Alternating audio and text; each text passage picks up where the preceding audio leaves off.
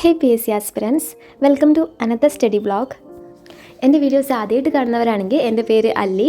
ഞാനൊരു Kerala PSC aspirant ആണ്. ഇന്നൊരു തിങ്കളാഴ്ചയാണ്.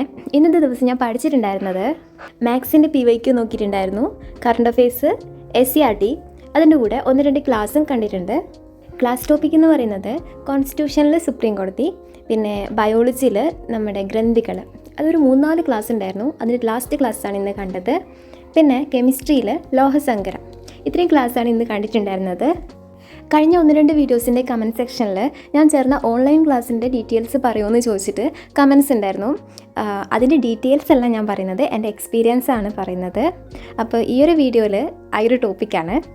എനിക്ക് തോന്നിയിട്ടുള്ള പോസിറ്റീവ്സും നെഗറ്റീവ്സും എല്ലാം ഞാൻ ഈ ഒരു വീഡിയോയിൽ ഇൻക്ലൂഡ് ചെയ്തിട്ടുണ്ട്.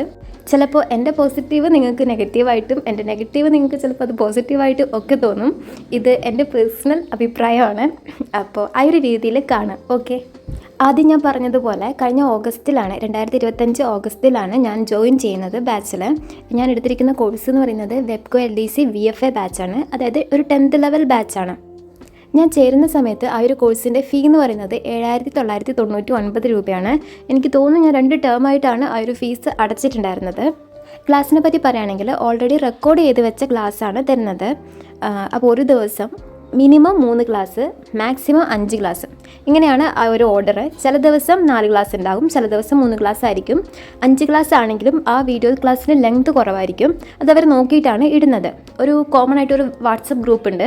അതിലൊരു ദിവസം ഏതൊക്കെ ക്ലാസ്സാണ് വരുന്നത്, അങ്ങനെയുള്ള കാര്യങ്ങളൊക്കെ മെൻറ്റർ ആ ഒരു ഗ്രൂപ്പിൽ ഷെയർ ചെയ്യും.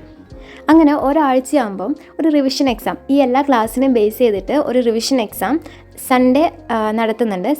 മൺഡേയും നമുക്കിത് എഴുതാൻ വേണ്ടി പറ്റും. സൺഡേ ആണ് ക്വസ്റ്റ്യൻ ഇടുന്നത്. മൺഡേ അല്ലെങ്കിൽ ട്യൂസ്ഡേ വരെ നമുക്കിത് എഴുതാം, എക്സാം അറ്റൻഡ് ചെയ്യാം. അതിൻ്റെ മാർക്ക് ഒരു പ്രോഗ്രസ് ഷീറ്റ് ഉണ്ട്, അതിൽ നമ്മൾ എൻ്റർ ചെയ്യണം. എന്നിട്ട് അത് മിസ്സ് നമ്മുടെ ഗ്രൂപ്പിലേക്ക് ഇടും. അങ്ങനെയാണ് ഇതിൻ്റെ ആ ഒരു പരിപാടി നടക്കുന്നത്. ഇതിൻ്റെ കൂടെ കറണ്ട് അഫെയർസിൻ്റെ എക്സാം ഉണ്ടാകും. അതേപോലെ SCRTൻ്റെ എക്സാംസ് നടക്കുന്നുണ്ട്. പിന്നെ സാർ എന്തെങ്കിലും സ്പെഷ്യൽ എക്സാം പറഞ്ഞിട്ടുണ്ടെങ്കിൽ അതും നടക്കും. ഇതിന് പുറമേ ആയിട്ട് എല്ലാ ദിവസവും ചില ടീച്ചേഴ്സിൻ്റെ ലൈവ് ക്ലാസ്സും ഉണ്ടാകും.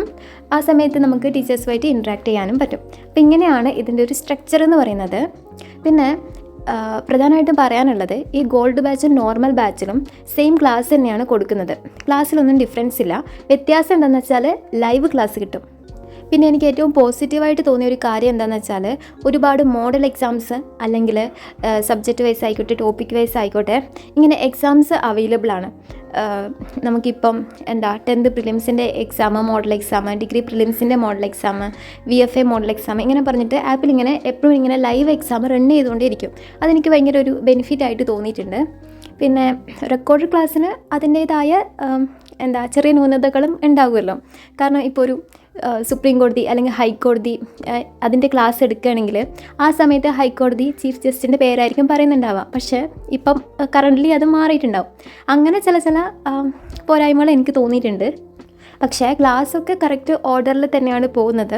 എനിക്ക് ഒരു പ്രാവശ്യമെങ്കിലും സിലബസ് കംപ്ലീറ്റ് ചെയ്തിട്ട് എക്സാം എഴുതണം എന്നുണ്ടായിരുന്നു. ഈ ഒരു പ്രാവശ്യം ഒന്ന് നടക്കുമെന്നാണ് എൻ്റെ വിശ്വാസം.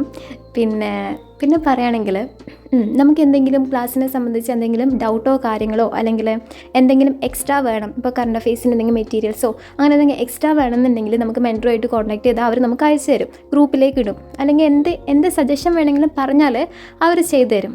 പക്ഷെ എനിക്കൊരു നെഗറ്റീവായിട്ട് തോന്നിയത്, ഞാൻ ഈ ഗോൾഡ് ബാച്ച് എടുക്കാനുള്ള പ്രധാന കാരണം എന്ന് പറയുന്നത്, എനിക്ക് ഒറ്റയ്ക്ക് ഇരിക്കുന്ന സമയത്ത് ഞാൻ കുറച്ച് ഉഴപ്പുള്ളൊരു കൂട്ടത്തിലാണ്. അതായത് നമ്മുടെ ബേക്കിൽ നിന്ന് ആരെങ്കിലും പുഷ് ചെയ്താൽ മാത്രം നമുക്കൊരു പേടി ഉണ്ടെങ്കിൽ, നമ്മൾ എന്തുകൊണ്ട് എക്സാം അറ്റൻഡ് ചെയ്തില്ല എന്ന് ചോദിക്കാൻ ആരെങ്കിലും ഉണ്ടെങ്കിൽ നമുക്ക് എക്സാം എഴുതാൻ ഒരു പേടി കൊണ്ടോ എന്തുകൊണ്ടോ നമ്മളത് അറ്റൻഡ് ചെയ്യും. കറക്റ്റായിട്ട് ആ ഒരു സ്ട്രക്ചർ ഫോളോ ചെയ്യും. അങ്ങനെ ഒരാൾ ഉണ്ടാവണം എന്ന ഒരു ഇത് കൊണ്ടാണ് ഞാൻ ഗോൾഡ് ബാച്ചസ് ചൂസ് ചെയ്തിട്ടുണ്ടായിരുന്നത്. അഡ്മിഷൻ എടുക്കുന്നതിന് മുന്നേ ഇവർ പറഞ്ഞിട്ടുണ്ടായിരുന്നത്, നമ്മൾ എക്സാം അറ്റൻഡ് ചെയ്തില്ലെങ്കിൽ, അങ്ങനെ ക്ലാസ് കണ്ടില്ലെങ്കിൽ മെൻറ്റേഴ്സ് നമ്മളെടുത്ത് അന്വേഷിക്കും, മീൻസ് വിളിക്കും അല്ലെങ്കിൽ മെസ്സേജ് അയക്കും, അങ്ങനെയാണ് പറഞ്ഞിട്ടുണ്ടായിരുന്നത്. പക്ഷേ റിവിഷൻ എക്സാം അല്ലാതെ വേറെ ഏത് എക്സാം നമ്മൾ അറ്റൻഡ് ചെയ്യാതിരുന്നാലും ആരും കോൺടാക്റ്റ് ഒന്നും ചെയ്യില്ല. അതുപോലെ തന്നെ കഴിഞ്ഞ പ്രാവശ്യം ഞാൻ നാട്ടിൽ പോയ സമയത്ത് ഒരു 3 വീക്ക് എക്സാം സ്കിപ്പ് ചെയ്തിട്ടുണ്ടായിരുന്നു, റിവിഷൻ എക്സാം. അതും കഴിഞ്ഞ് 4ാമത്തെ വീക്കാണ് എനിക്കൊരു മെസ്സേജ് അയച്ചിട്ട് ചോദിക്കുന്നത് എന്താണ് എക്സാം അറ്റൻഡ് ചെയ്യാത്തതെന്നുള്ളത്. ഇത്രയും പൈസ കൊടുത്തിട്ട് ഞാൻ ഗോൾഡ് ബാച്ച് എടുക്കാനുള്ള കാരണം എന്ന് പറയുന്നത് ഈ ഒരു മെൻറ്റർ സപ്പോർട്ട് അത് കിട്ടുമെന്ന് വിചാരിച്ചിട്ടാണ്.